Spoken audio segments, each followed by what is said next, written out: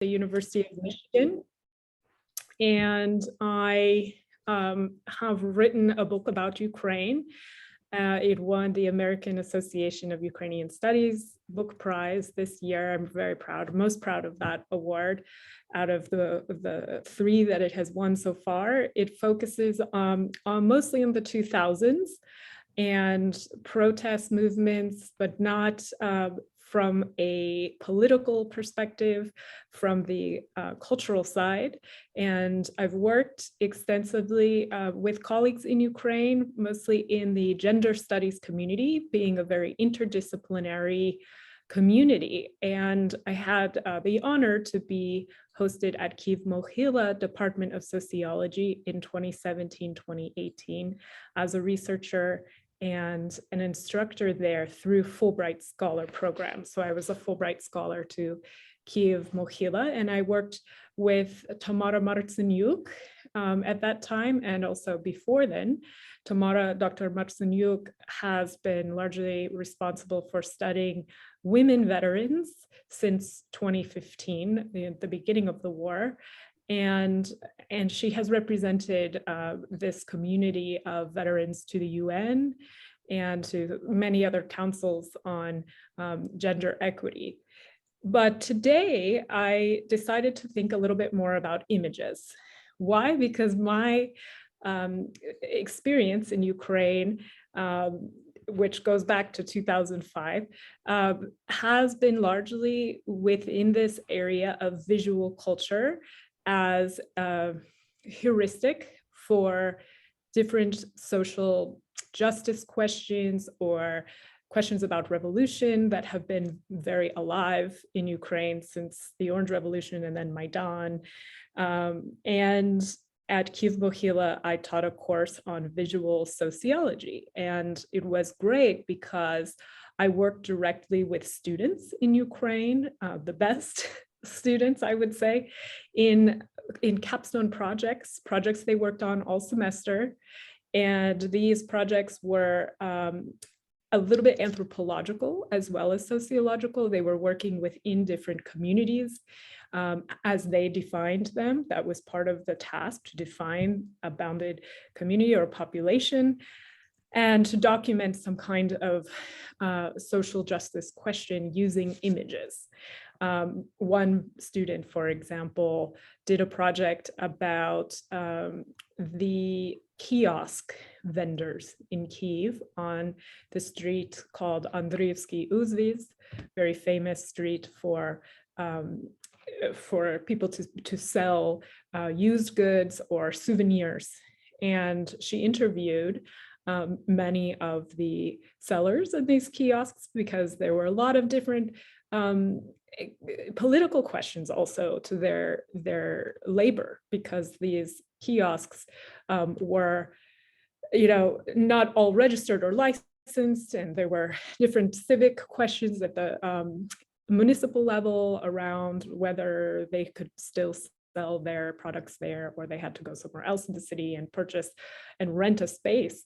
So that's just one example, but I wanted to show you a little bit of how maybe you could use images in your own teaching and work with students in the context of questions that are intercultural. Right now in Ukraine, being very actively a war happening that has spread beyond Donbass.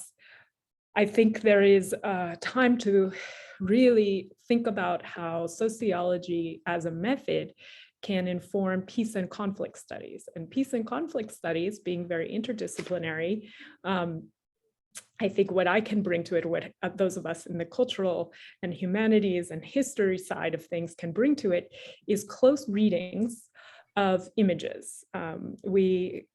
Many of us know about the history of propaganda being one of manipulation of images in mass media, and there's a lot of great work being done on that right now. In fact, at Fulbright today at 6 o'clock online, Kyiv time, we're going to have 3 experts talking about propaganda and disinformation. That's not what I'm focused on today. That's certainly an important area that scholars are working on. but I'm thinking more along how to use images to talk about violence in society. And this is not an entirely new idea. Certainly, you've read Susan Sontag and her work in this sense, but I also want to share my screen and show you some of the origins of Sontag in her pedagogy. Here is the first page of my syllabus that I taught at Kyiv-Mohyla, Wizualna socjologia, socjalna pamięć ta nacjonalna identyczność, social memory and national identity. And this image is very famous, one of the desegregation of Little Rock, Arkansas. The university there was segregated Black students, white students. And in 1957, there was very violent desegregation of this space. In 2017, when I was teaching this course, the Black Lives Matter movement in America was happening everywhere. And students really wanted to know about this. They wanted to talk to me about violence, about racial violence in my country, and how this informs our national identity in the US and our social memory. So I used this image as a starting point. And the reason I selected it largely was because this is the central image that Hannah Arendt was working on in her last book before she died, on violence, in which she was looking at the American context to try to understand evil, as she had spent her whole life working on origins of totalitarianism and the question of evil and what it is and how it manifests. And what she said about this image, I have translated here into Ukrainian, but I'll also read in English for others here. Let's sum up politically. It is not enough to say that power and violence are not the same thing. Power and violence are opposites. Where one prevails, the other is completely absent. This was her reflection on this moment. So she's mostly looking at the white students here in saying that they are not powerful by using violence, manipulating violence. This is the antithesis of true power. It is a resort to force in the face of a weakened narrative, a weakened hold or grip over a social group, a social cohesion. There's no social cohesion where violence exists.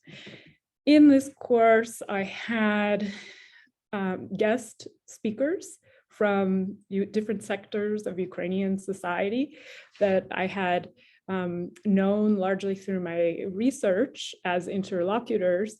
These included a filmmaker. They also included a telecommunications advisor who talked to us about the digital divide and digital access to images in Ukraine. We also had journalists join us as well. And I think that this practice of inviting guest speakers in a sociological course also gave a kind of sociology to my pedagogy, that it wasn't just me, a foreigner, coming in and talking about national identity. It was me also in dialogue with other pedagogues in practice who work in museums. For example, we did a field trip to a museum, these sites in Ukraine that are mediators of images. So not only media, not only telecommunications or filmmaking, but also museums. We were very focused on writing, and we used theorists like W.J.T. Mitchell on the iconography to form some foundational definitions that we could work with the students. And we also looked at ideas like urbanism, which enjoys a very wide, I think, and robust active research community at Kyiv-Mohyla in particular, because of their strong cultural studies department, culturologia, we don't really say in English, but cultural studies. And urbanism, urban renewal, I think will largely be a great place for interdisciplinary work in the rebuilding of Ukraine. I would like to show you just a couple more examples of what I have been doing with this community and these ideas. After teaching at Kyiv Mohyla, I took on full-time research position in Canada, and I traveled back to Ukraine again with an international research group called loosely Donbas Studies Initiative. This included a professor from St. Andrews University in the UK, Victoria Donovan, working on her book about post-industry in Wales and in Donbas. It included several postdocs and younger non-academic researchers in the arts from the Izolatio cultural platform in Kyiv. And it included local professors from Lysychansk and Severodonetsk. We traveled for 3 weeks to Lysychansk and Severodonetsk, and what's happening there right now as we're speaking is atrocious and terrifying. It's also why I wanted to share these images today, because they are counterpoint really to the media. Here we see some of the landscapes, the higher ground of Lysychansk, looking over the chemical factory where civilians have been hiding for their safety in recent weeks. We see here our research teams, which include European, Canadian, Ukrainian, and no Russian students, but a very diverse mix of students. And we did several different installations in the city, both in museums and cultural hubs.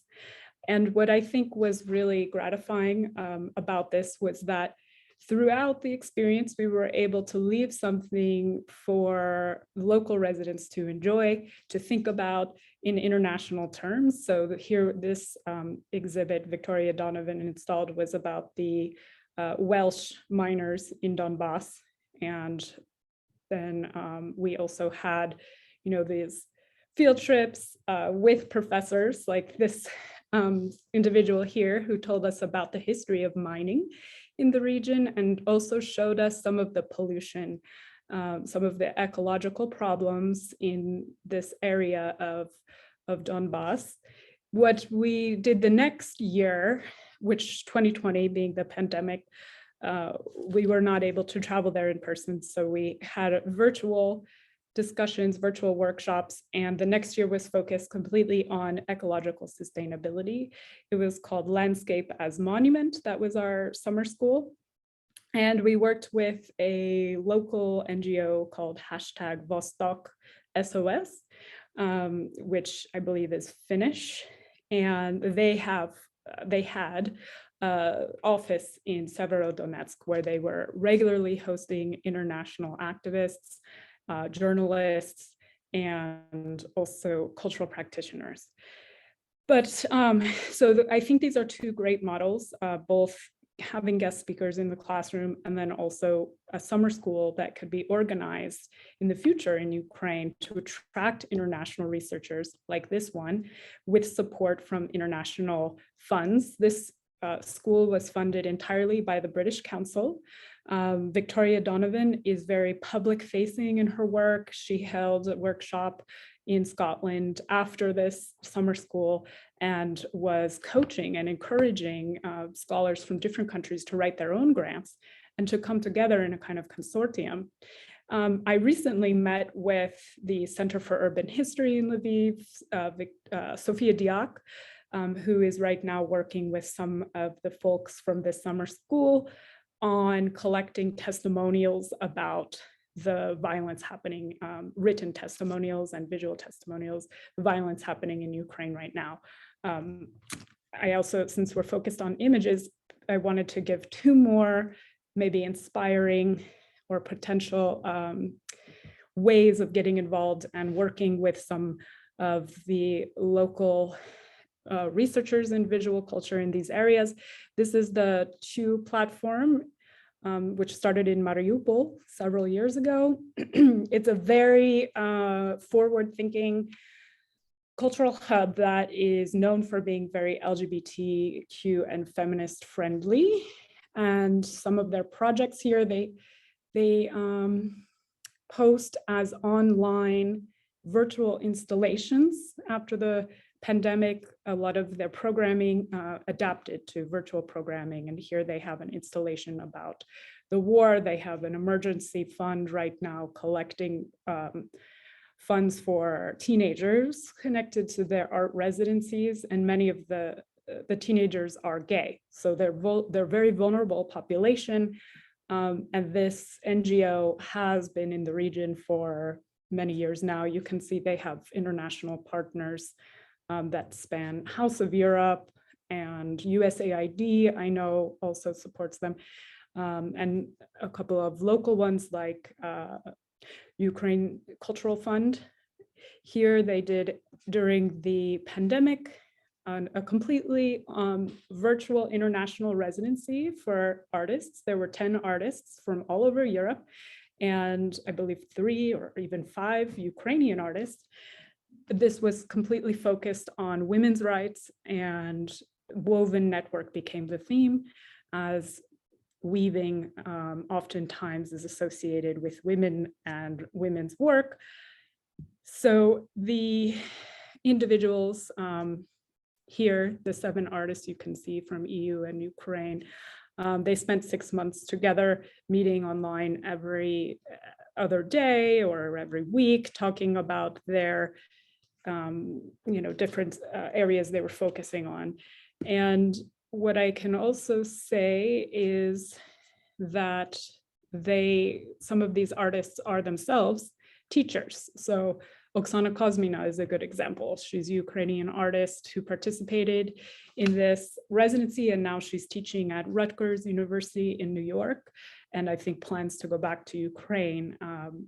What's really interesting and great is this is not her first residency abroad, as Woven Network tries to emphasize is a circular connection or migration between locations, between these places, like our summer school in Severodonetsk and Lysychansk was also very much focused on sustainability, on making those relationships, those connections to the community last over a long period of time, that returning back and writing projects together is part of giving back. And the most, I think, powerful research emerges from actually spending time in the place you're writing about, that to understand the images about the war, about the framing of different narratives, you can really, I think, understand and demythologize and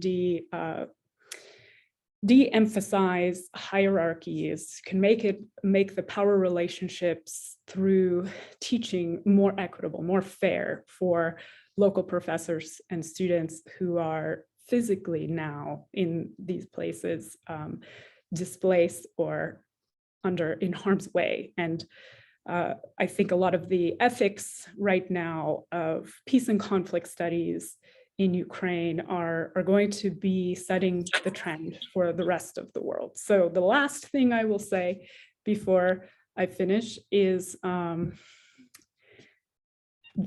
want to mention this summer school in Germany that I'm going to be a part of, which is also about gender, queer, feminist identities, and human rights in a time of war, not to lose sight of these aspects of the overall situation, that so much of, I guess, our teaching practices and our research practices, if we are working in these areas, they still can shed light on a much larger conflict, that these issues underpin everything that we see happening in Ukraine right now.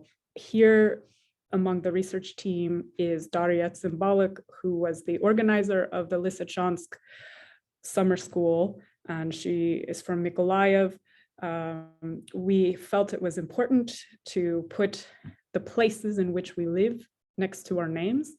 I'm Kyiv, Warsaw, because right now I'm in Warsaw. because we believe that it is important to honor where you are writing from in how you're understanding the violence right now. And our keynote here will be Cynthia Enloe, who is one of the world's foremost thinkers on feminist international relations during wartime. So please check it out and write to us. Let us know if we can help to offer materials or speakers for your teaching, your research. I think we're on the very beginning of a rebuilding of what we do to understand and hopefully end the violence in Ukraine. So thank you very much. I know we're out of time. And that's all. Thank you, Jessica. It's been great. Thanks for your contribution. And I can see questions coming. Davile, happy birthday. One more time. It's great to have you on this special day of your life, and we really appreciate. Thank you so much. I truly appreciate this very interesting conference, and I really enjoyed listening to Jessica's presentation. When you were showing your syllabus, I saw that you were using some materials from the US Holocaust Museum. Could you comment a little bit on how exactly you were using those materials? I would be very curious to know that. I'm doing that too in my classes. And, you know, sometimes there are issues such as vulnerable students perhaps reacting very sensitively to those materials. So I would be just very interested in your general comments about your use of these materials. Sure.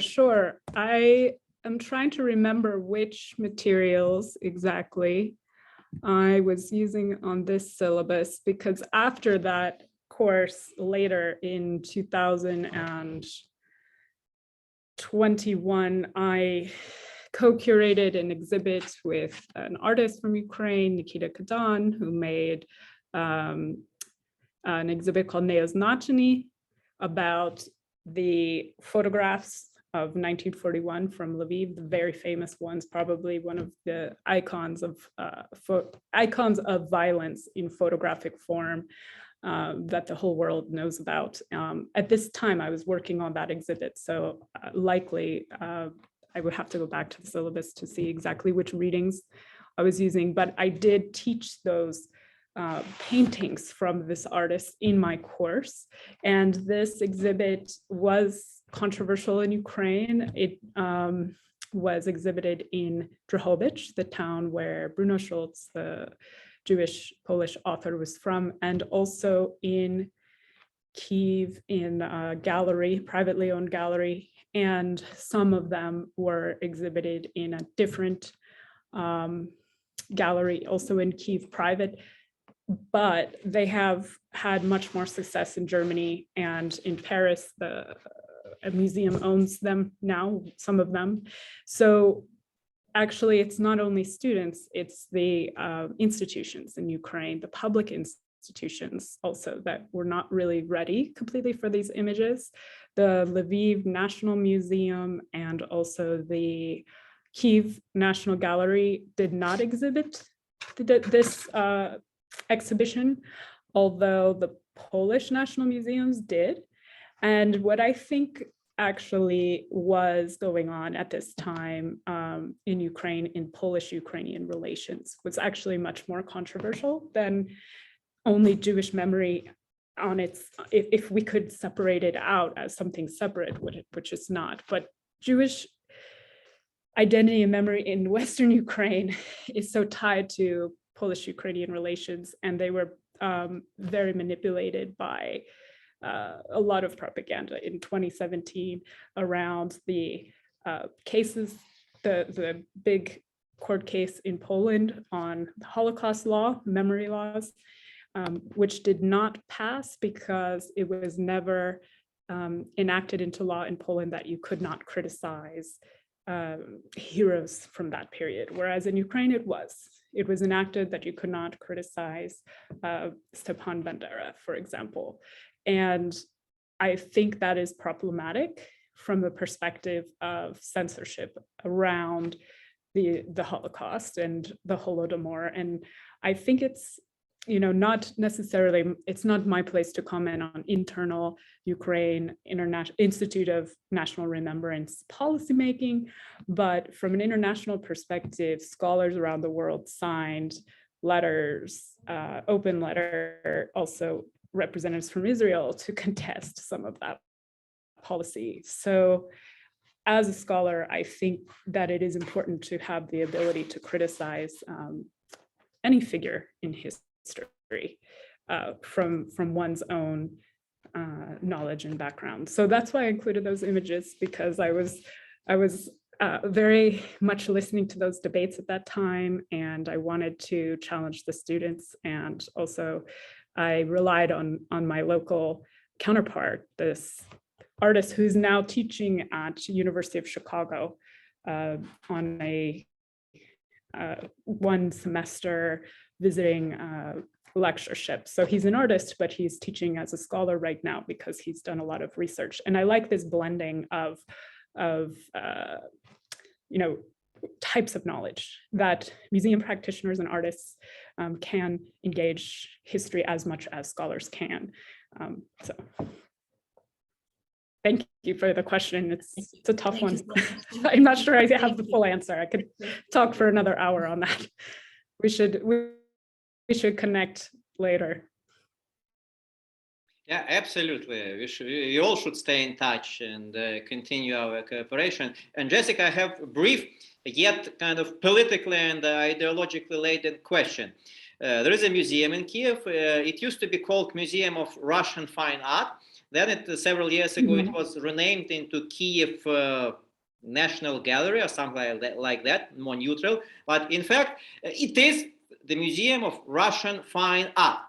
And how do we deal with this museum and its collection, given the circumstances, given the Russian war against Ukraine? And it's not just Putin's war against Ukraine, it's a Russian war against Ukraine, and it's Russians in plural who are killing Ukrainians and killing, mutilating, raping, looting in the most brutal, horrendous ways. We know this for a fact, and that's extremely tragic, and it's extremely sad that I have to be talking about this, but this is the reality we have to be realistic about. And for example, I myself, I considered myself quite cosmopolitan individual, open-minded, and Pushkin used to be my favorite writer, not just poet, but I loved his prose. And now I find Pushkin as a personality and his writings repulsive, not just those which could be branded as a political imperialist propaganda, like his infamous verse "Клеветникам России," to slanderers of Russia. So do you have any ideas or recommendations, could be even policy recommendations, how do we deal with this Russian collection, Russian heritage, well, you name it, with Russian drama. Yeah, and my colleague Professor Golovanka jumps in with a question about theater of Russian drama theater. I'm not sure. I'm not sure whether or not it's been renamed. But what do we do with the museum collection, which is well, 90% is Russian, by Russian artists, on subjects of Russian history, Russian nature. What should we do about this? Because I think it used to be my favorite museum as well, and now I'm really not at ease coming back to that museum. Although there are some artists from Russian Empire, but who hailed from Ukraine, and some paintings kind of depict Ukrainian rural life, peasant life. I think that there are two processes happening at the same time. One is a process from the 19th century of colonization, decolonization, and the other one more modern, which is, as you pointed out, a genocidal, totalitarian process of destruction and annihilation of a people as defined by a colonial center. And in the US, on US campuses, these questions are similar to what you're asking. What do we do with Russian studies? And all of these resources, it's also about distribution of resources for culture, because the category Russian, Ukrainian, Polish, these categories are argued in different ways and then defined through resources invested into those definitions. So for example, Kazimir Malevich gets to be considered Russian artist, but he could also be considered Ukrainian. He was making all of his paintings about Ukrainians, and he might be considered Polish because he has a lot of his ethnicity is Polish. So the distribution, however, of resources into his memory and construction as an artist in history has been centered in Moscow. So he has by default become Russian. And I think that is a problem. And it is a problem inside the US as well. The Slavic studies departments are overwhelmingly filled with Russian studies professors, and all to the detriment of all of Eastern Europe, because it is so hard to find course in not only Ukrainian literature, but also Czech literature or Hungarian or Polish. And this is because our institutions are still built on Cold War era funding structures that need to change. And this is also decolonization and moving away from the 20th century into the 21st.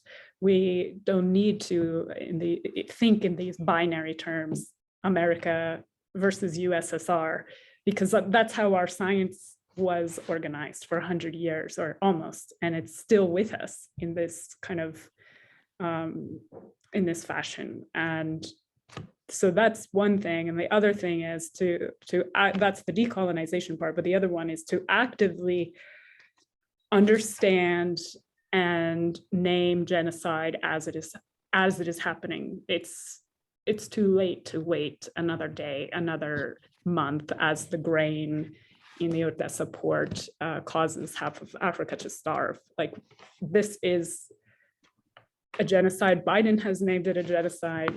Now what? Now where's the action? So yeah, I don't know about, I also, Crime and Punishment, Dostoevsky's novel is brilliant and one of my favorite from a logic perspective, but will I ever have the opportunity? If I have the opportunity to teach it again, I will teach it in a different way, for sure. Thank you. And by the way, we are having sirens now, but people are so used to their sound, so nobody is reacting.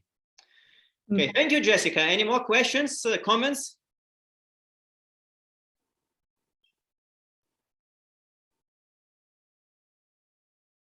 Okay, thanks. Thanks for joining us. It's been just brilliant. You are muted, Jessica. Thank you. Yes, I'm looking forward to hearing more. And please, let's all keep in touch. I will post some more links into the chat here. Thanks. And now we are joined by Dr. Timofi Brік, newly elected rector of Kiev School of Economics. Timofi needs no introduction. He is a representative of a new, younger generation of Ukrainian social scientists, Ukrainian sociologists. He's got his Ph.D. from Spanish university, top-rated Spanish university. Came back to Ukraine, joined Kiev School of Economics, and as I've just said, was recently elected its rector, which is a great thing. I think Kiev School of Economics had always been really strict in terms of having its directors, rectors with background in economics. So this is a sea change, which is, I think, really beneficial to our profession, which is sociology. Timothy, are you with us now? Timothy, let me drop him a message.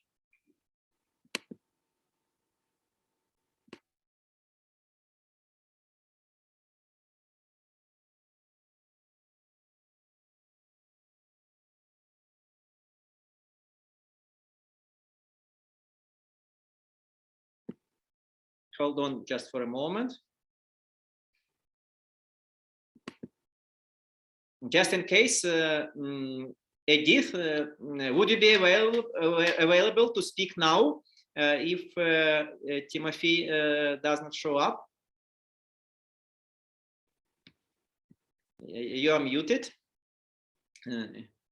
Edith, you are muted. Yes, I'm fine.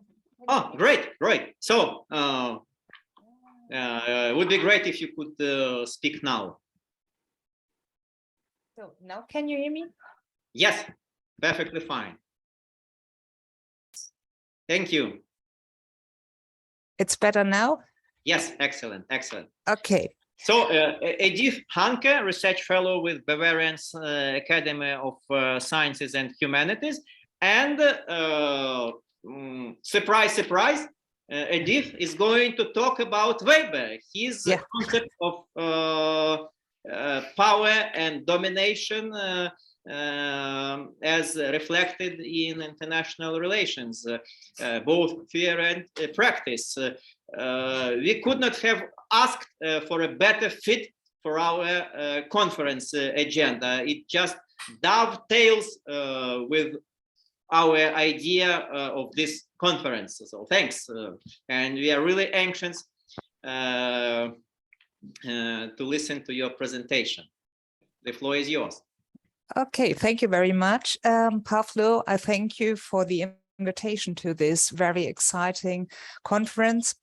And I think we are all a little bit tired now, and I have very abstract definitions of Weber, so I want to share my screen, and I have pictures, so if it is too boring, you have something to look at.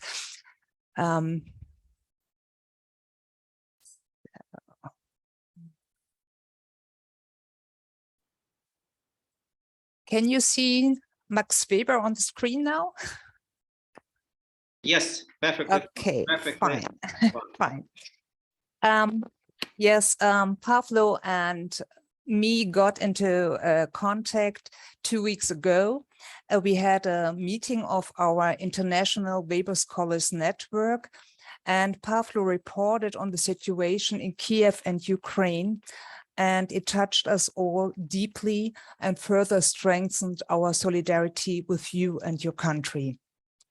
For us, it is incomprehensible what is happening now in Ukraine. But nevertheless, I hope and I believe that we can, as political and social scientists, find categories to deal with this irrational situation in Europe. And I believe that Max Weber's categories offer an opportunity to analyze the current situation. Now I will share with you a few thoughts that I prepared for a conference in Berlin on Max Weber and international relations. Before I start, I would like to briefly explain my background. I worked for 30 years for the historical critical Max Weber's complete edition, in German, the Max Weber Gesamtausgabe. In 45 years, we have critically examined, commented on, and placed the entire work of Max Weber into the historical context. The edition is divided into 3 sections: writings and speeches, letters, and last but not least, lectures or lecture notes. Among other things, I myself edited the volume Herrschaft, that means domination in English. It is a sub-volume of the older version of Economy and Society, Max Weber's famous and so-called sociological main work. I will quote Weber after the English translations, mainly after Roth and Wittig, as well as after the more recent translation by Keith Tribe. Unfortunately, there is no adequate English translation for the German term Herrschaft. Depending on the aspect, Herrschaft is translated as domination, rule, rulership, or even authority. My first point, the concept of domination and the doctrine of associations in Max Weber. Since 1910, Max Weber has been struggling for a sociologically precise concept of domination. There are different approaches to a definition. I give you here the last major and concise definition of 1919-1920. It was published posthumously as part of the first issue of Economy and Society. So I will only quote the older translation of Roth and Wittig. Domination was defined as the probability that certain specific commands or all commands will be obeyed by a given group of persons. It thus does not include every mode of exercising power and influence over other persons. From the very beginning, Weber distinguished the concept of domination from the sociologically amorphous, that means indefinite, concept of power. Power, Macht in German, is the probability that one actor within a social relationship will be in a position to carry out his own will despite resistance, regardless of the basis on which this probability rests. Power is more arbitrary. Domination, on the other hand, is based on a regulated relationship. It is based, as Weber says, on an order-obedience relationship, essentially on authority. The relationship of domination consists of the exercise of the command power of the leader on the one hand, and the duty of obedience of the followers of the other. As Weber says, there must be motives of conformity or willingness among the obedient in order to ensure a stable social relationship. This is the place of the three famous types of legitimate authority or rule: rational, legal, traditional, and charismatic. But I will not discuss this further here. Domination does not take place in a vacuum. Rulership is always institutionalized power. Normally, it is always associated with organization and usually manifests itself in an association or organization. Therefore, Weber inserts the definition of domination in his basic sociological concepts into the context of the association definition. Associations are characterized by the representative power of the head and the order that determines the association's activities.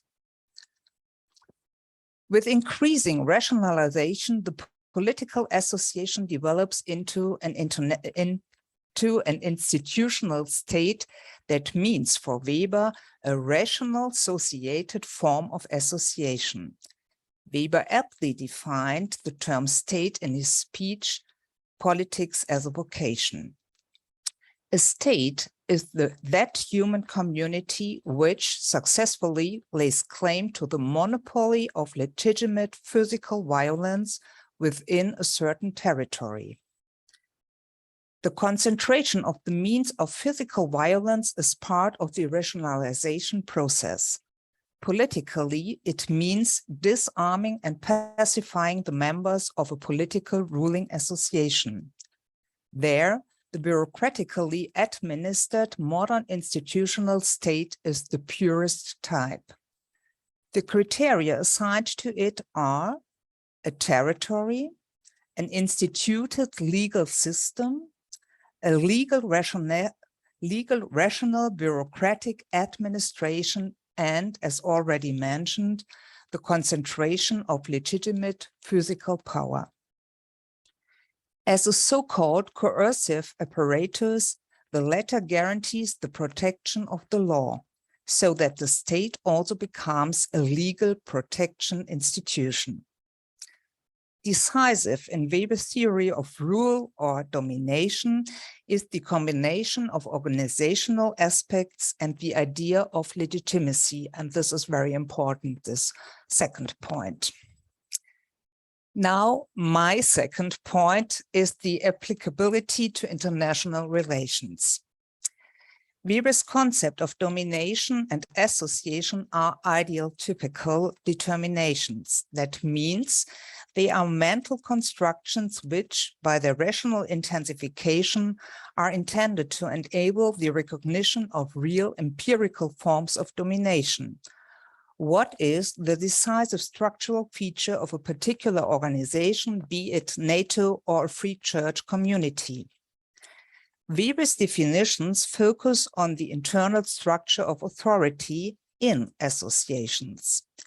However, external relations of interactions between associations play only a very minor role for him and his sociology. Max Weber knew international relations, and in this he is really a child of his time, only in the form of economic relations. These are contractually regulated by a constellation of interests and required state legal guarantees. Transnational political institutions did not play a major role during Weber's lifetime, and so they are not reflected in his work. Weber's sociological categories and the foundation of his sociology come especially from his work Economy and Society, Wirtschaft und Gesellschaft in German. The focus of his definitions is on the economy and its relationship to society, which he divides into the so-called sub-sociologies, that means religion, law, domination, and urban sociology. I myself see in Weber's work a very competitive basic model. All spheres of life are in struggle with each other. Each life sphere follows its own logic. It is the battle of the gods, and still in his speech, Science as a Vocation, Weber admits that with John Stuart Mill, we arrive at polytheism if we start from pure experience. In doing so, Weber is committed to a realistic worldview or empiricism. Competition and mutual demarcation mean not only struggle, but also choice and ultimately freedom. In the chapter State and Hierarchy, Weber derives the origin of freedom also from the medieval conflict between political and hierocratic domination. This is what Georgi said in the first section this morning. Here, authority was set against authority, legitimacy against legitimacy, one office charisma against the other. This antagonism is lacking, for example, the Caesaro-Papist societies, such as the Russian, where the church is subject to state power. Processes of rationalization take place in all spheres of life. This is a core idea of Weber's writing after 1910. And also Weber is considered as the rationalization theorist at the beginning of the 20th century. He is also a critical observer.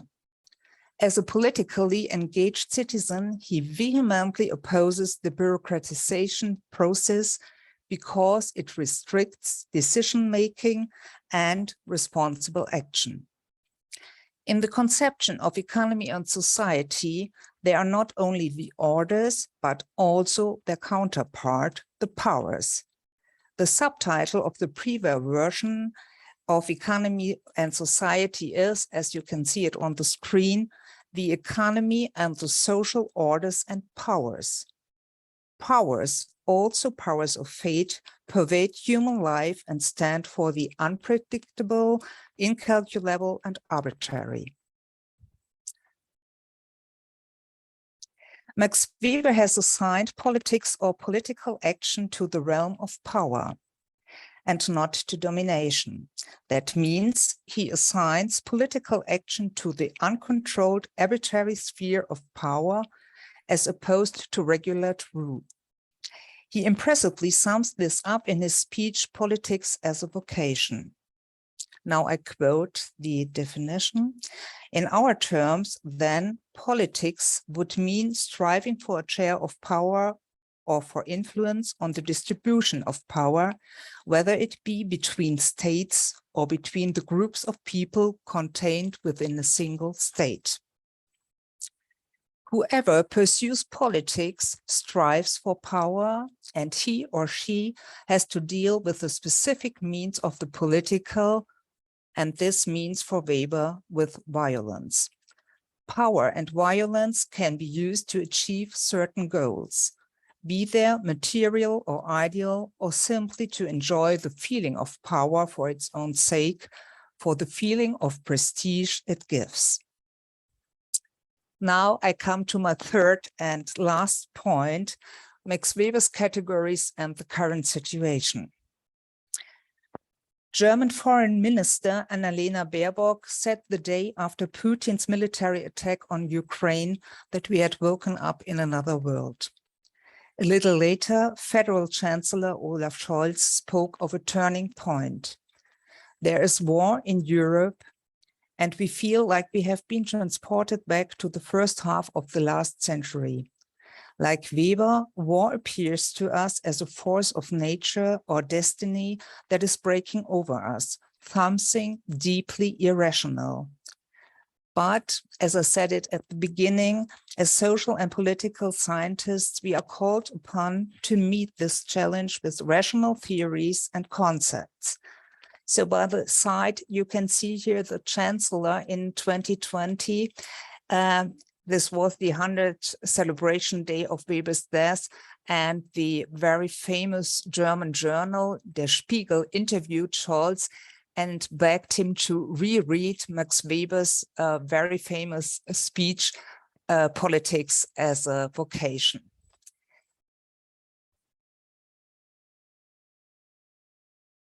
I find the following explanatory patterns in Max Weber's text, Power, Prestige, and National Feeling, from the time before the First World War, also part of Economy and Society. All political structures use force, but they differ in the manner in which they use or threaten to use it against other political organizations. These differences play a specific role in determining the form and destiny of political communities. Weber then distinguishes between autonomous and expansive political structures.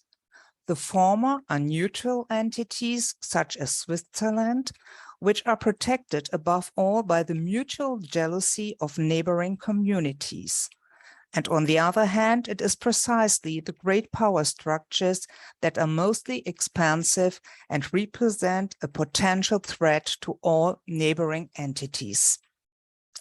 They are driven to expand by direct economic interests, supply interests of the administrative and military staff, but above all, prestige pretensions which increase the prestige, the honor, and which develop their own dynamic of power.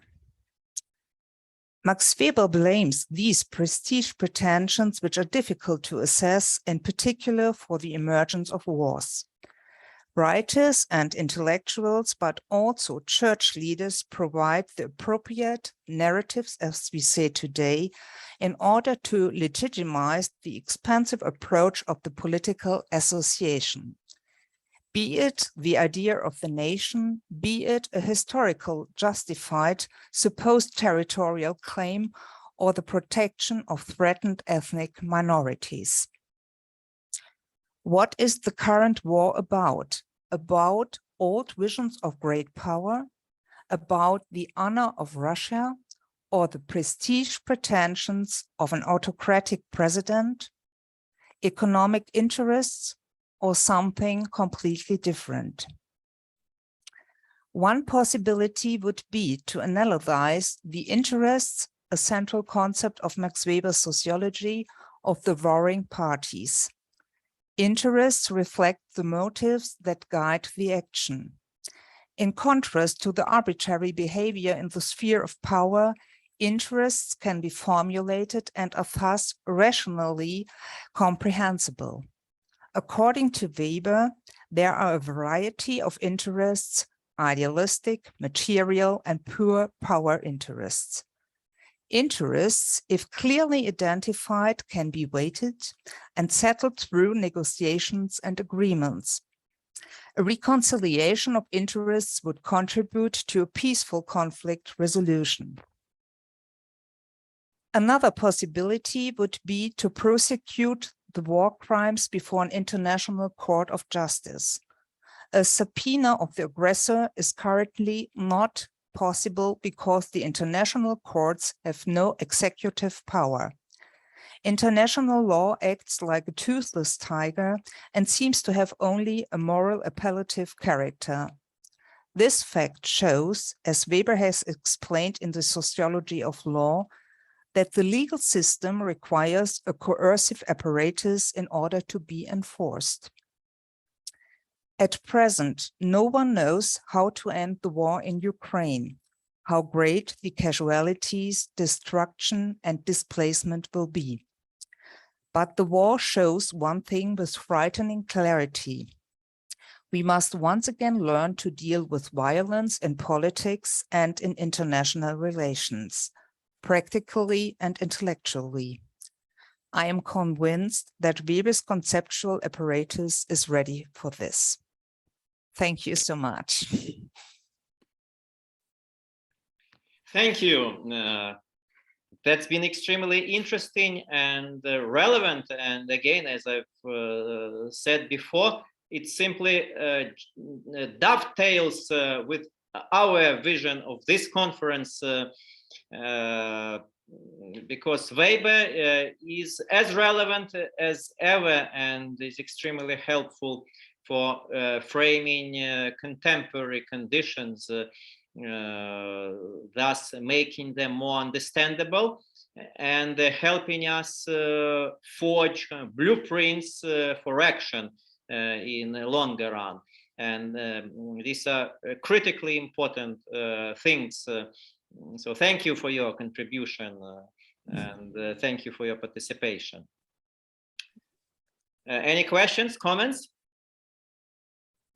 Again, if something comes up, send it to us, either to me directly or to our department or conference email, and we'll forward all these questions and comments to respective speakers. And now, Dr. Timofiy Bryk, newly elected rector of Kiev School of Economics, is joining us. Timofiy is a representative of a new breed of Ukrainian social scientists, Western educated and at the same time committed to Ukraine. So he's combining the best of both worlds, and he's always been incredibly active and both efficient and effective. And he's been particularly active since the beginning of Russian war on Ukraine. Kiev School of Economics has been running a series of seminars with distinguished speakers, including Nobel Prize holders. And I think it's extremely important to broaden horizons of Ukrainian social science community, both scholars and students, practitioners. So Timofiy, thanks for joining us. The floor is yours. Well, thank you. Thank you for your generous introduction. I apologize for being late. I mean, you just said that I'm very efficient, but I think we had to, to adjust the schedule for myself. So it's not a problem at all. You are still efficient. Yeah, thank you for doing that. And it depends on the if you're optimist or pessimist, sometimes we can say that we combine best of the two worlds. Sometimes, we combine worst of these two worlds. So I hope that my presentation, can be a better example of two intellectual traditions, Ukrainian and Western sociology, but you will tell me, it will really depend on your feedback.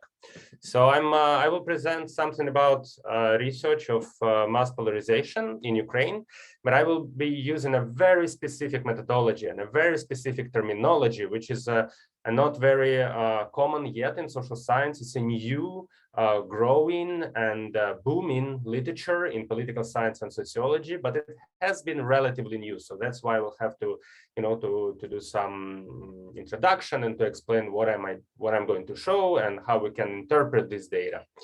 And please, ask questions. I'm fine if you interrupt me during the presentation to make some clarifications, etc. When we talk about polarization, usually in very simple terms, we're talking about people in a society who disagree with each other. Yeah? So polarization in a very simple terms means that there is a political debate. Let's say it's about gun ownership or LGBTQ rights. And some people, they have positive views about gun ownership. Other people have negative views. The shares of these groups are quite large, substantial, and people cannot find common ground. So we call this polarization. There are more, nuanced ways of looking at polarization as well. In the Western political science and sociology, there is this increasing trend to study affective polarization, which is a process when people favor their own political party, but they dislike another political parties. But also we can analyze other alternative mechanisms, like partisan sorting. Partisan sorting means that people sort themselves into some political parties and that match their ideology. So basically, in a very simple example, let's consider Democrats versus Republicans in the US. Sometimes people vote for Democrats just because they are Democrats, but not necessarily because they identify with this party. And maybe they don't really like the leadership of the party, but they don't have any other choice to vote for. In political psychology and sociology, we also like to study psychological mechanisms such as in-group versus out-group, perception of social groups. We talk a lot about social identities, how we identify with this specific group. Why do we identify with this group? On what makes us feel attached to this group but not to another one? So, you can throw a lot of variables to this equation, but to make this long story short, a lot of scholars from different fields agree that polarization is bad. Polarization is bad because it harms our, social fabric of our society. It's bad when people cannot talk to each other, when people cannot build nice ties to other people. But it's also bad on macro level because, if there are a lot of research that show that polarization. In the context of polarization, people often vote for radicalized political parties or populists, and populists, they bring lower quality to the governance. So in the long run, no one benefits from polarization. So this is just an example of how effective polarization can be measured over time. Usually in this standard methodology, we use surveys and we analyze items of surveys. So in this specific case, scholars are asking whether respondents, they feel warm or cold towards their own political party and another political party. This is called thermometer. So basically what we observe, there is a trend in the United States that this affective polarization trend has increased since the 90s and 2000s quite dramatically, because people feel more negative about another party. And this is an example of papers that address the issue of sorting, meaning that there are actually political leaders. And in this case, this visual representation is about the US House of Representatives. So there are political leaders that, you know, in previous decades, they used to vote, they used to overlap in their voting. But with more recent decades, we observe that members of Democratic and Republican parties, they do not overlap anymore. So basically, it's not so much that people, the nation is polarized, but maybe the political leaders are polarized, which brings, you know, political calamities to the public sphere. So how can we situate Ukraine in these big debates? Yeah, what do we know about polarization in Ukraine? And surprisingly, we know quite little, because there are a lot of there are quite a lot of publications and monographs about this issue, but they belong to different intellectual traditions, different types of scholarships, and they often do not cite each other or do not refer to each other. So, you know, it's not easy to conduct a literature review on this subject. So on the one hand, we have what is called regional studies. So a lot of people study regions of Ukraine. Sometimes it's about macro regions, you know, West versus East, or some specific communities or oblast, smaller regions of Ukraine.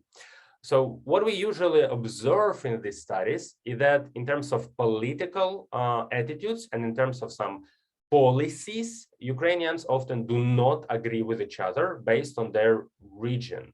So we know that, you know, Western Ukraine and Eastern Ukraine often votes for different candidates, but also people express different opinions, whether, you know, they want to join NATO or don't, or whether they don't want to join NATO. So we see this disagreement, and that's why a lot of scholars interpreted these observations as, you know, sort of a signal of polarization, that maybe Ukraine was a divided nation. And yet at the same time, this argument is very, you know,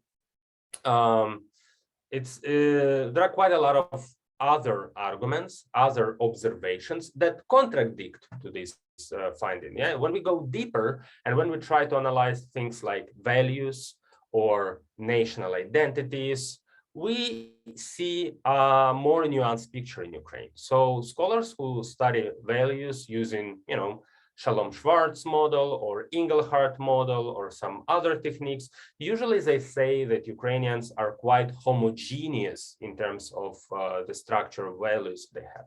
Scholars who study national identities or attachment to the Ukrainian statehood, they also say that, you know, since 2014, there has been a trend of divergence, that Ukrainians of different social groups and different regions, they become increasingly similar in how they feel Ukrainian nation, meaning that they are more, you know, proud of being Ukrainians, or they're proud to have Ukrainian passport, or they support Ukrainian government. So, and there are other minor observations. You know, when we say polarization, it is often implied that we are speaking about something fundamental, something that cannot be changed. You know, people are just divided and they disagree with each other, and they vote for different candidates. But then, you know, we had this Zelensky effect, when apparently people who live in different regions, they voted for Zelensky. A lot of Ukrainians voted for Zelensky regardless of their location.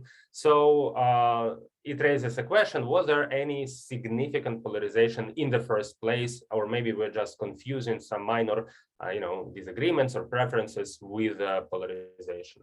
So this is one part of the literature, but there is another part of the literature which is about ideologies, because when we are talking about political disagreements, it's often, you know, we bring up the question of ideology, the question of political parties that represent these ideologies. So there is a big scholarship in Ukraine about ideologies, and usually this scholarship tells us that, you know, that usually the scholarship says that everything is a mess. Yeah. So we don't really understand ideological preferences of Ukrainians. So there are many surveys from, you know, people like Vishniak or Bikeshkina that just show that Ukrainians, they don't really understand the question. So if you present them with a scale from 1 to 10 and you ask, you know, 1 means you're leftist and right means that you're more on the 10 means you're more on the right. Most Ukrainians would say that they're somewhere in between, or they just don't know. It's difficult to say. And the same is about their political preferences in terms of which ideologies they subscribe to. People don't really know which ideology they subscribe to. And there is this huge scholarship produced by Yevhen Holovacha about dual understanding of reality. Basically, he shows that the same people, the same individuals, they can have contradictory ideas. You know, people can simultaneously support democracy, but strong authoritarian leaders, or people support capitalism, but at the same time, they support strong governmental regulations. So there is a lot of confusion in a society about ideologies. And some other scholars like Serhiy Dembitsky, who studies political culture, he identified, you know, he was comparing people who voted for Poroshenko and Zelensky, and he discovered that in terms of political culture, they're quite similar, and that we also, my team observed in 2018 on this slide. This is a visual representation of the survey, which is called Political Compass. We asked 20 questions about regulations of economy and regulations of personal freedoms. So we asked, you know, whether you think that, I don't know, land market should be regulated or opened, or whether gun ownership should be allowed. And we asked a lot of questions like that. And most Ukrainians appeared on the same side. They wanted to regulate almost everything, regardless whether they vote, you know, for Zelensky or Poroshenko.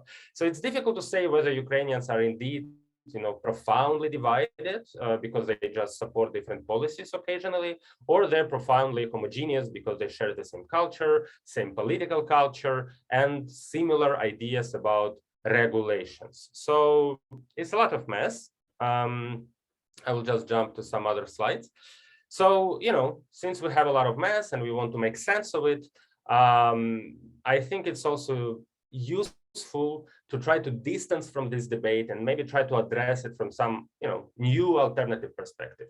And most of the studies in political science and sociology, they usually do, they arbitrarily pick some variables, for instance, gun ownership or marijuana usage, and then they analyze these individual separated variables as an indicator of polarization. So people agree or disagree.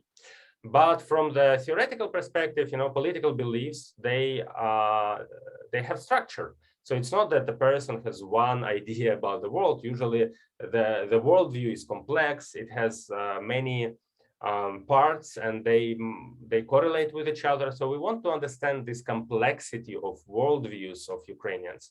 And if we believe that the political beliefs are structured, then we can also assume that in this structure, some beliefs can be more central and more important, and some beliefs can be on periphery. And this language, structure, center, periphery, implies that we can use social network analysis techniques. So what I'm going to do, I'm going to use social network analysis as a methodology to apply to surveys. So we will be analyzing, I will show you some slides where I analyze correlations between items in surveys using social network analysis tools.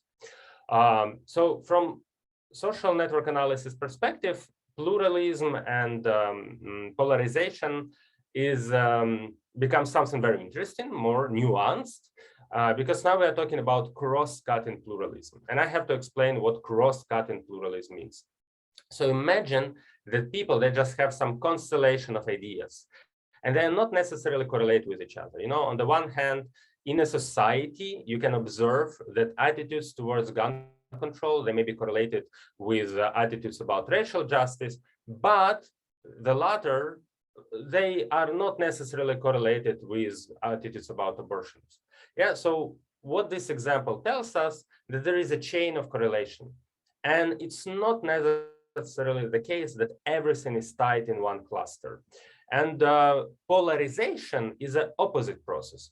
Polarization is a process when things become more dense, when everything began to correlate with everything. So you can imagine that, you know, maybe in the past, some apolitical lifestyle characteristic in society, like musical taste or beliefs in astrology or whatever, they become politicized. They become correlated with your choices in political life, and you can use them as predictors of politics. So this is a signal of polarization. So to give you an example, this author Della Posta, whom I cite a lot, he even has a paper which is called Why Democrats Drink Latte, meaning that now if you know something about this person, whether the person drink latte or Americano, you can actually predict whether the person is going to vote for a Democratic or Republican leader. It was not the case 30 years ago, but it has become the case today. So this is a model. This is a visualization of this idea, which I just told you. So these dots, nodes, they represent ideas. It's not about people, it's about ideas. And we can say that political beliefs or ideas, they can correlate with each other. And let's say some ideas are about politics, other ideas about lifestyle. But then when we observe consolidation, then polarization happens, because now you cannot escape a difficult conversation. Maybe in A example, exhibit A.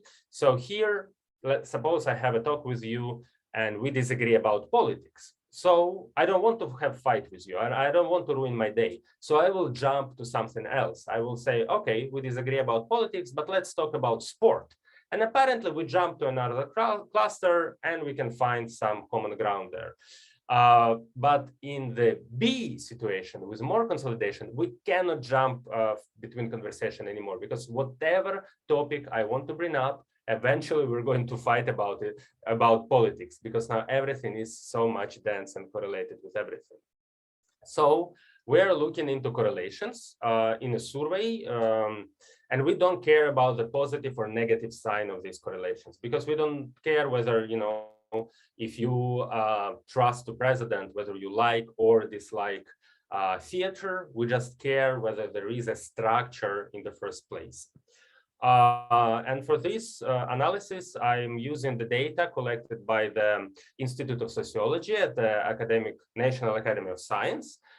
They've been doing this monitoring from the early 90s. I have access only to these specific years, but also, I want to analyze those questions that are comparable, that are the same in all these years. So I analyze 70 items.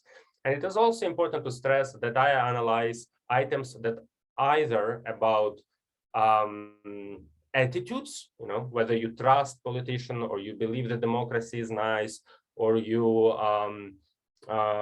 your subjective well-being, or it's about lifestyle choices, whether you go to theater, whether you jog in the morning, things like that. So I do not analyze demographic questions.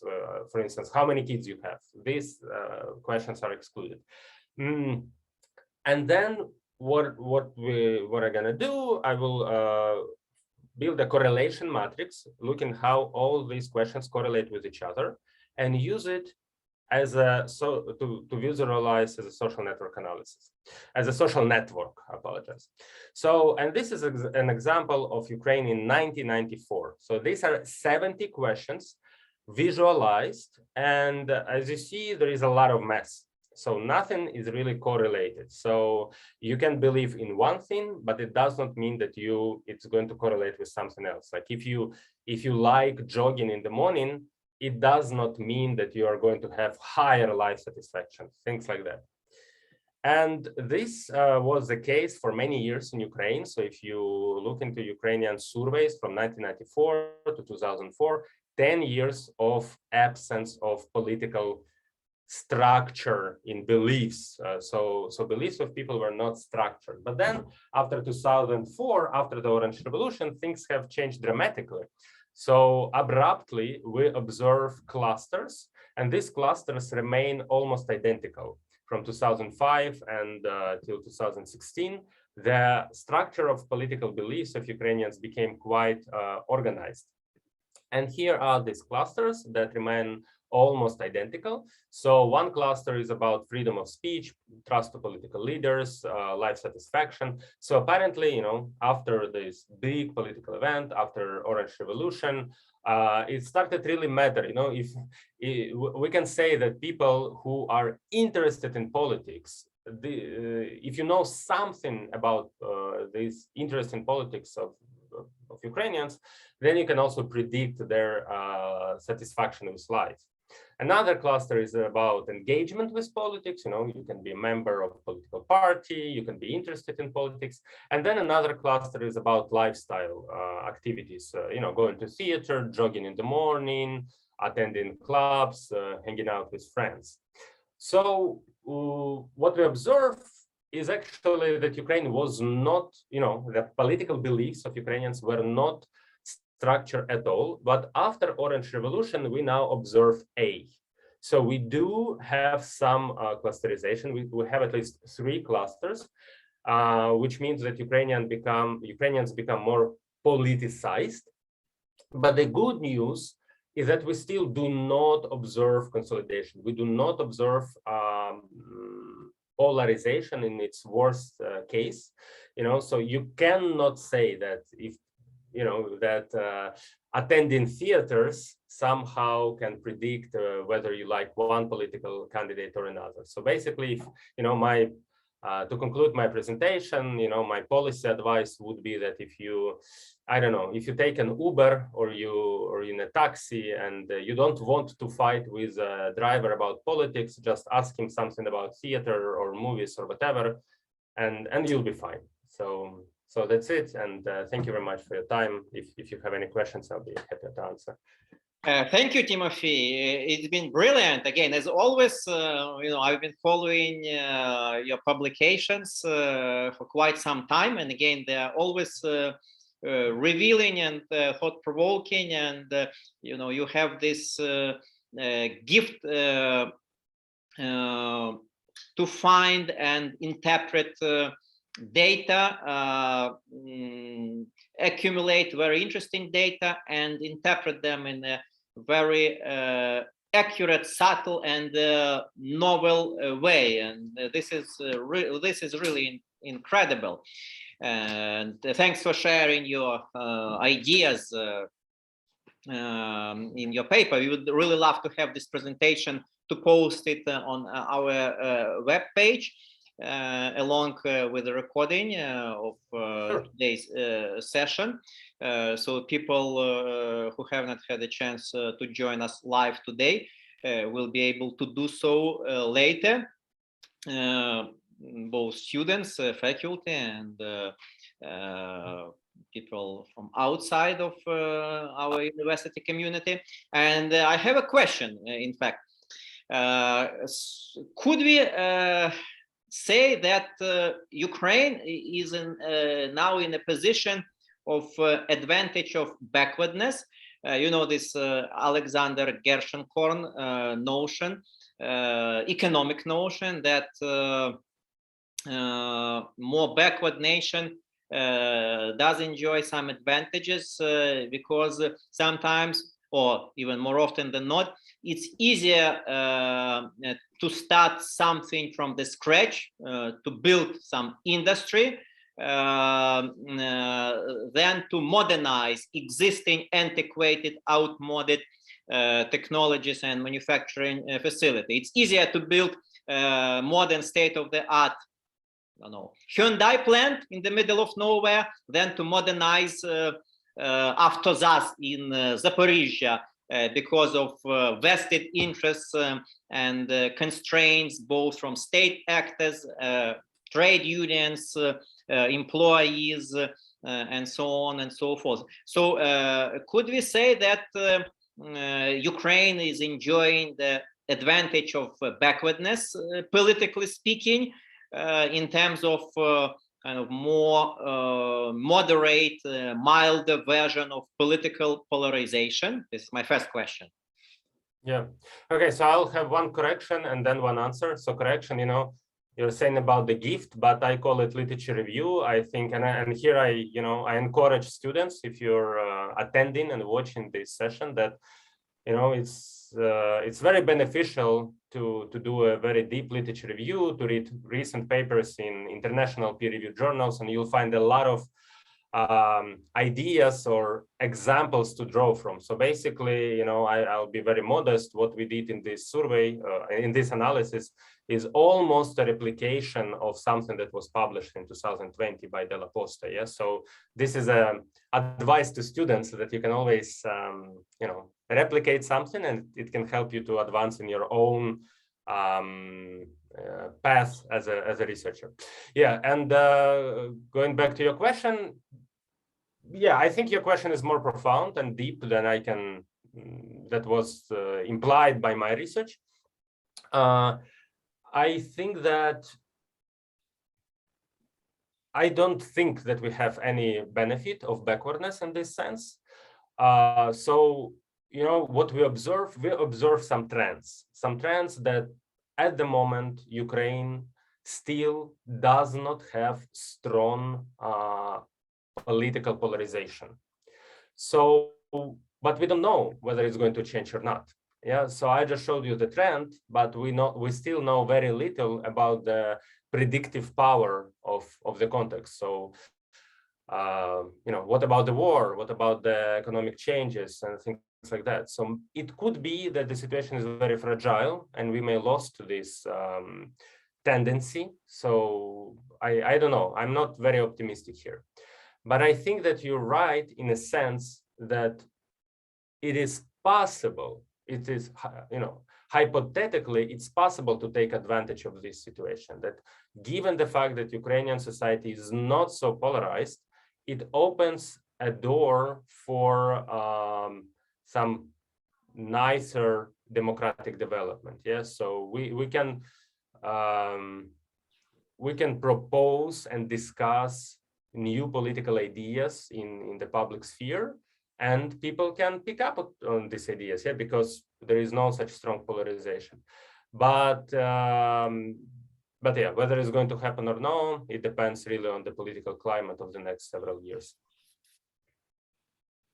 Yeah, thank you. And what's your take on American politics? Because you've been drawing heavily on American experience and data from US, and obviously the first thing which comes to mind when we talk about polarization, it's elevation of Trump to presidency. Perhaps for many of us, for many observers and students of American politics, it was a sea change, significant overhaul. The politics, the way the politics was conducted in the United States. Do you have any ideas what's coming next, especially when we are thinking ahead about presidential elections of 2024? Because if we pay attention to Republican blogosphere, pro-Trumpian blogosphere, there is a lot of talk of Trump running for presidency in 2024. So do you think it might happen? And if it does, what implications it will have for American politics in general and issue of polarization in particular? Will it further polarize American politics, or this Trumpian effect is no longer that influential, and it has lost his momentum, and all that Trumpian energy will just go down the drain with no significant effect on the overall political situation? Yeah, well, I can comment from this perspective of research and polarization. Maybe we can also engage Jessica to talk about current political situation in the US. But what we know from this literature about polarization, that there has been an increase in trend of polarization in the US on any metric. So you can think about this affective polarization, what you think about another party, or in terms of support of specific policies. So on all metrics, the polarization has increased. Unfortunately, there are papers that show that polarization increased in different social groups as well. And that specifically this type of polarization, which I just presented to you, this social network analysis and literature, tells us that there has been a more and more consolidation, meaning that cultural practices, lifestyle choices, they also have become more tied to politics. So from this perspective, it's a historical trend of polarization. It has been growing for a while, and I don't see how it can change, even over 1 or 2 years. So it's, I think we're still going to see polarization in the upcoming years, and it will shape politics in the future. I guess, if we want to talk about it from the policy perspective, sort of what should we do to fight polarization? I don't know. I cannot advise to the US government or public because I'm not an expert on the US. But from this sociological perspective, what is important that political leaders are not politicized themselves. So it is important to have a political landscape with competition, which is not which does not create bubbles. So whenever political leaders create bubbles, then people, they have no other choice but kind of subscribe to these bubbles. So these bubbles are very dangerous, and these bubbles can be present, in media or in political structure. So whenever we can make it more, to add some fragmentation, it's better. How to do, and this is more, like sort of a high-level strategic advice. How to do actual implementation of this advice? Well, I don't know. That's a short answer. Okay, thank you. Very comprehensive, and again, lots of food for thought. Jessica, would you like to ask a question or make comments?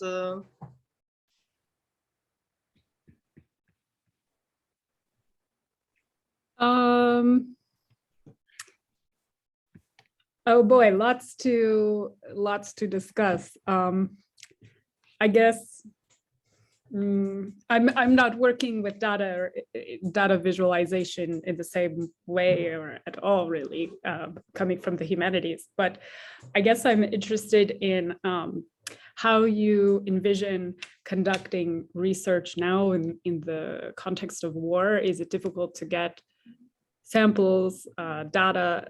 How are you, or what kind of advice do you have for others in navigating the context that we're in? Yeah, well, it's a biggest challenge of our generation of researchers, I think. I think no one knows how to proceed in the most efficient way. I think regardless if this is qualitative or quantitative data collection, we should think about sensitivity in the first place. People are traumatized by this war, and just spamming people with online surveys or calling them without considering this sensitivity would be both unethical but also harmful for the data interpretation. So I think this is one, challenge. Another challenge is indeed, it's about sampling procedures and drawing population from these samples. So we know that we still don't know the exact numbers of all people who are displaced, how they moved, where they are, whether they will be back. So things are really fluid. So it's very difficult to make strong,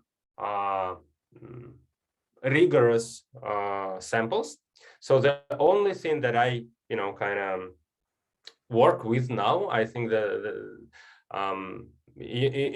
is this popular saying, people say that all models are wrong, but at least some of them are useful. Yeah.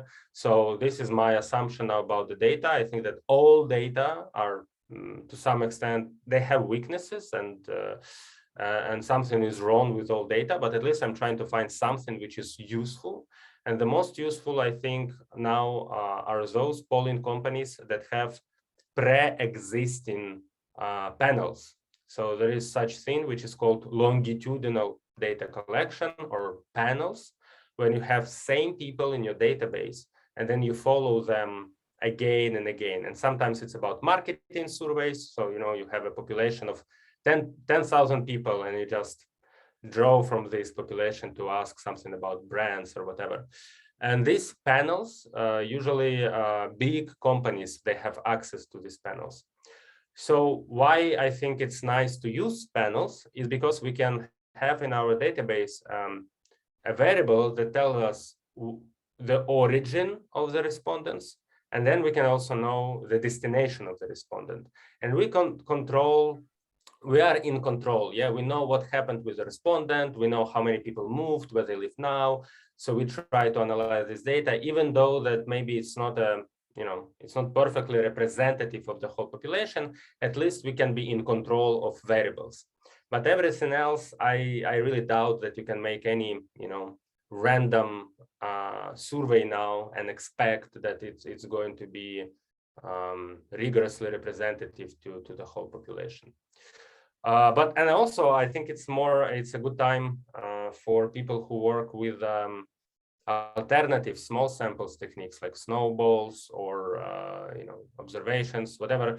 Qualitative or anthropological survey, I think, is more meaningful now than the large-scale quantitative studies, because, you know, when you have a sample of, let's say, 2,000 people in your representative study, and 93% of them say that they trust Zelensky, then what's the point of having this data? It doesn't tell you anything about Ukrainian society. So you invest a lot of time and effort in collecting data, which you don't really, you know, which you cannot really do anything with that. Instead, I would invest more and more into this kind of microscope, zoom in into different types of Ukrainian populations, doing observations, anthropology, snowballing techniques, and focusing on specific populations that need our help, you know, people who are displaced, people who belong to marginalized communities. I would really focus on this now.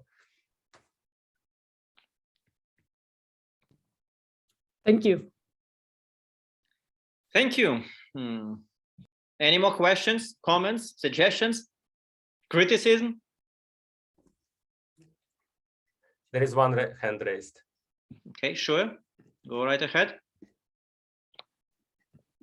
Okay, if I can, I will ask, why do we talk about polarization as something negative? Because in my understanding, maybe I understand it wrong, if we have more polarized society in a way that there are more different thoughts, more different ideologies, and so on, we develop democracy.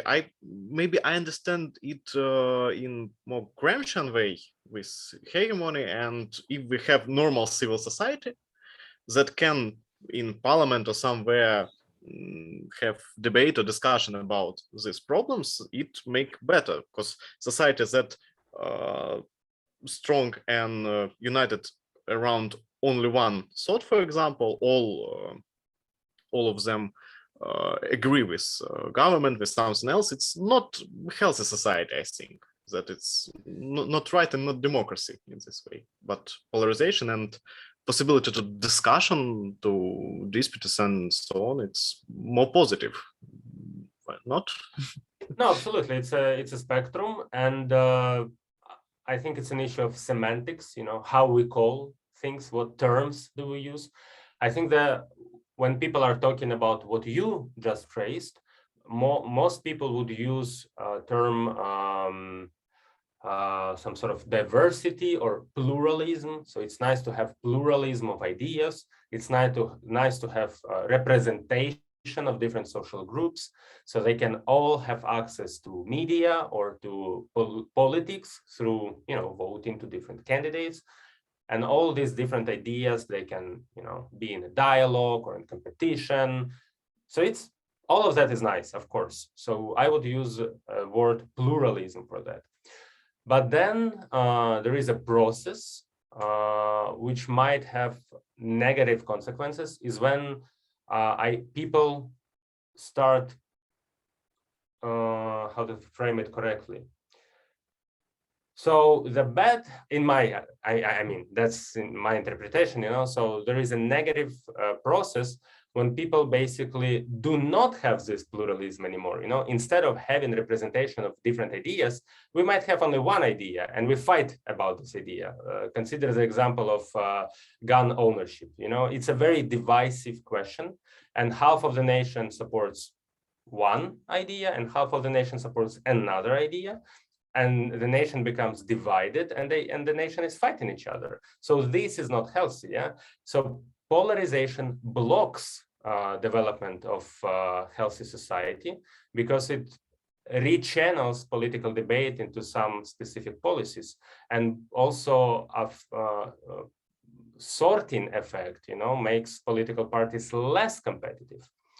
So yeah, I just think that it's important to divide, you know, pluralism from polarization, and polarization therefore has a more negative sentiment to it. Yeah, and I see Edit is also wants to jump in.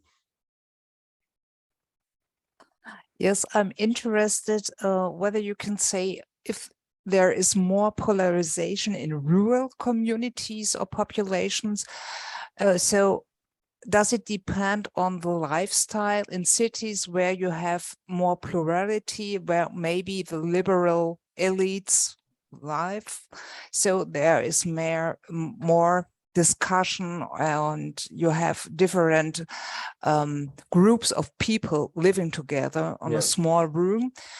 Is this a difference for these convictions, or yes, for the dangerous to polarize in political and cultural aspects? Yeah, so in this specific research, I think what we found in this specific research is that we do not observe polarization. Instead, we observe structure, you know, and it's nice. It's nice to have some structure of political beliefs. So on the spectrum from, you know, no structure at all to modest structure, then to polarization, we observe this modest one, something in between. And that unfortunately I did not investigate, you know, specific groups of people, rural or urban, but we know from other surveys and from other studies, we know that usually people are more engaged with politics in urban areas. So, you know, we have this, so people have to be engaged with politics. They're better informed, you know, they might have more experience in participating in political events or going to, I don't know, demonstrations or something like that. So very often politics is more vibrant in urban areas in Ukraine. So the political worldviews are better structured there. And here I want to say another clarification that there is a new trend in Ukraine, which comes from 2015 reform of decentralization. So this is a relatively new trend, and it's not about rural-urban division. It's about new amalgamated communities versus everything else. So in the process of decentralization over last 7 years, there was a gradual step-by-step process of creating these new amalgamated communities.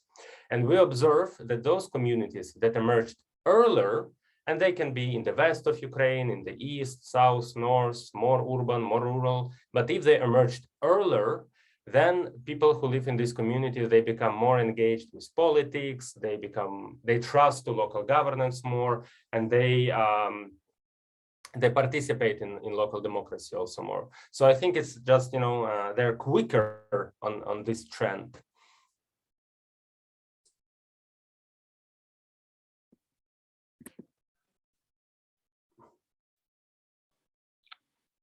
Thank you. Vladislav, еще. Yes. Yeah. For I want to ask a question, more about data analysis. Hope it's okay. Sure.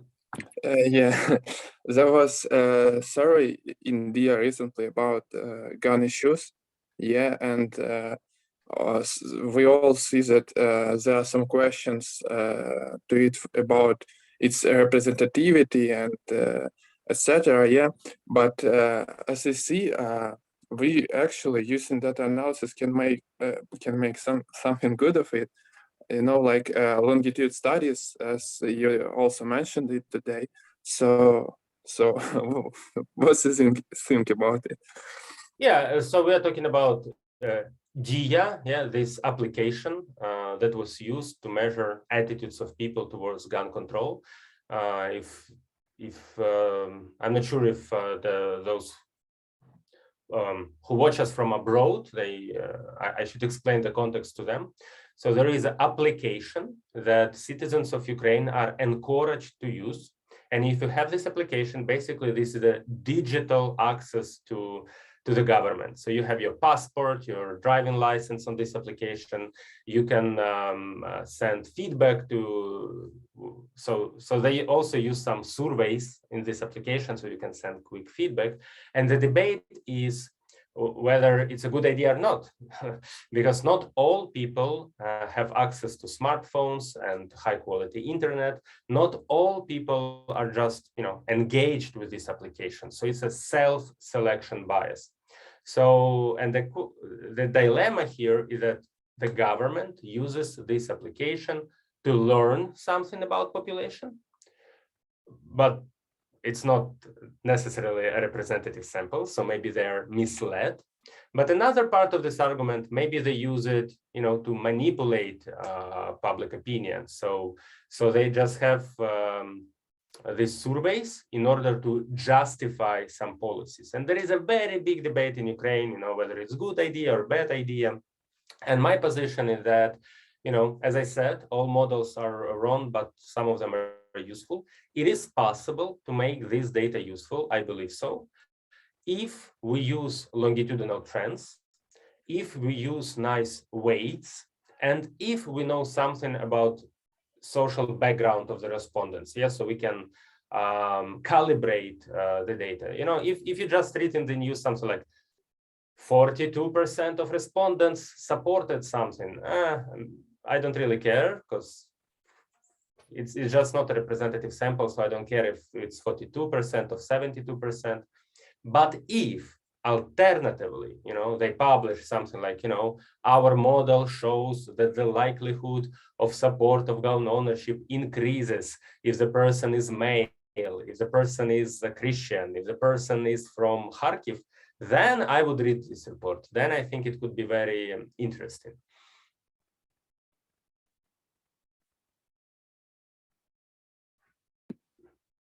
Okay, thank you. More questions, comments?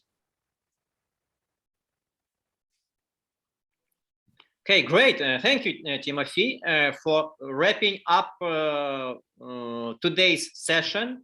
And it's been great. You arrived in the nick of time, and your presentation has generated a really lively debate. Thanks to everybody for your keynote speeches, for participation, for questions, comments. Let's call it a day. And I'm really looking forward to seeing you tomorrow. We start at 10. Zoom link is the same. Thank you all. Enjoy your day. Thank you. Enjoy the rest of your day, and we'll see you tomorrow.